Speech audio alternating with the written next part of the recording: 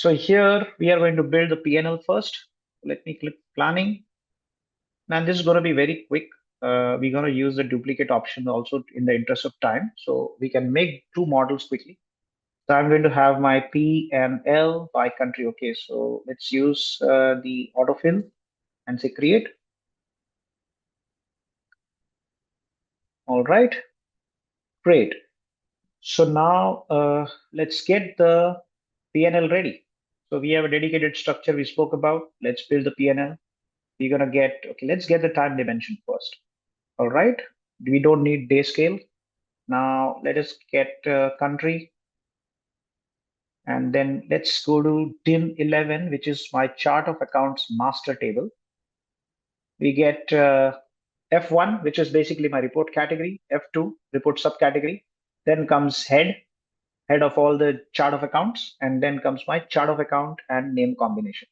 And in values, let me get my DAX folder, and within DAX folder, I'll go to my finance subfolder, and you've got GL amount actual. Let's place it here. Now, the first thing that I want to do is I don't want to have assets, liabilities, and equity. So these are balance sheet items. I'll go to my filter pane, scroll down, use the head, and filter these out. So I'll select all, unselect assets, unselect equity, and unselect liabilities. Right, my P&L is ready. Structurally, my P&L is ready. Now, a bit of formatting, right?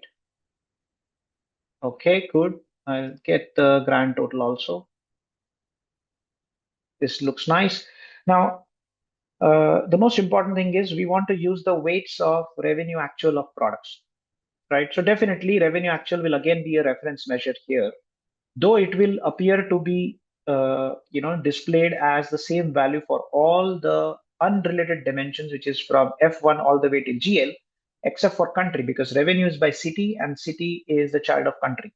So my revenue after every row of country dimension, it will keep repeating. That's okay.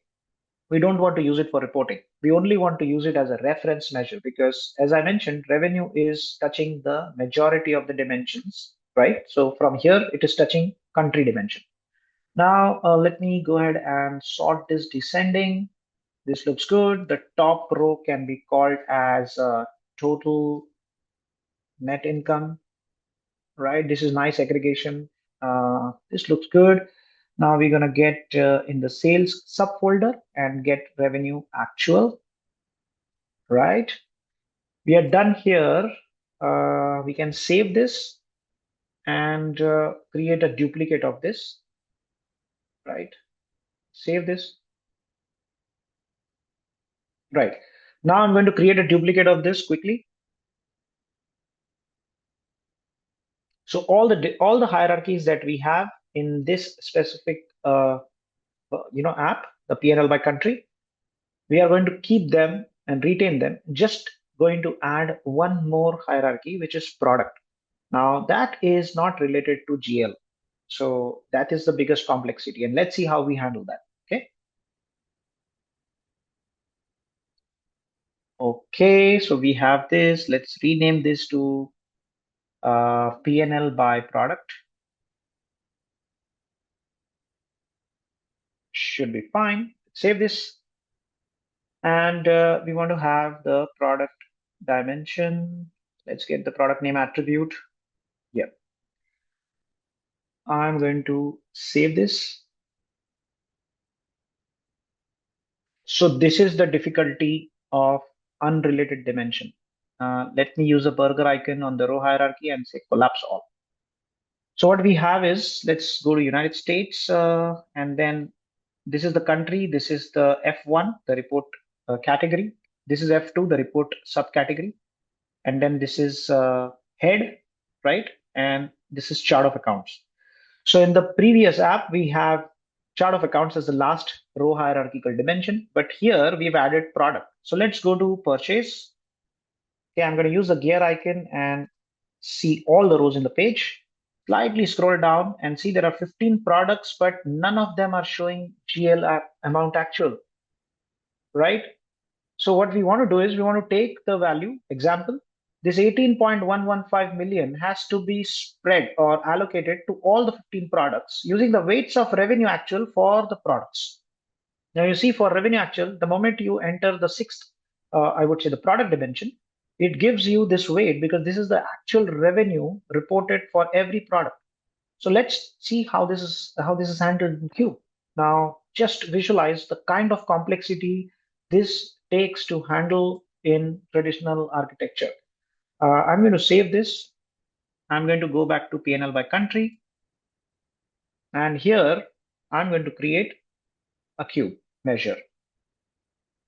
So let's go to insert column, number, new empty series. Let's call GL allocated. And then we add the breakdown. We don't need GL amount actual. We need revenue actual because this is where the country dimension is intersecting as well as the product dimension is intersecting. So this is going to give us the weights for spreading the chart of account values. And here in the breakdown, now you know the drill. We just need to add product. Right, product name is added. Let's just see again whether product name is added or did I select something else. I think we did product name. Okay, yes, correct. Now let's click create and hit create here.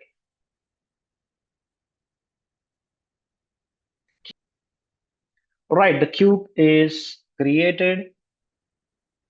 I'll just stretch this. Now what I want to do here is I'll save this first. It's not just copy and paste. I can actually type in the value myself. So I want to type in 74 million 250, okay, sorry, 25,600 and 563.63. Right? I'm exactly typing in the value. Data input, not by copy paste, but also by typing it manually is allowed with data input measures. And we see the exact value. Okay, we do not have this correct. 5, right? I'm going to hit enter. So what it did, it actually started spreading everything equally. Now, after the measure renders the equal distribution, we need to follow the two important steps. The first step is in this kind of a situation where you have totally unrelated dimensions, you need to follow the distribution by weights of the reference measure first. So I'm going to click on revenue actual. Now it is trying to distribute it by the revenue weights of basically our reference measure. Now the next and the last step is distribute by weights of your GL amount actual. So your exact measure that you want to replicate here. Now, if you carefully observe, I'll just go ahead and hide my revenue actual. Every value is matching for all the years and for all, for all the, I would say grand totals also. So every value is matching, right? I'll just save this. Now, what will happen to the next app where you've got an unrelated dimension sitting? We'll go there and we are going to insert GL allocated. Once the measure is linked inside this specific app, then there is no need to repeat this step again. And I don't want GL actual now, just to make it more visible.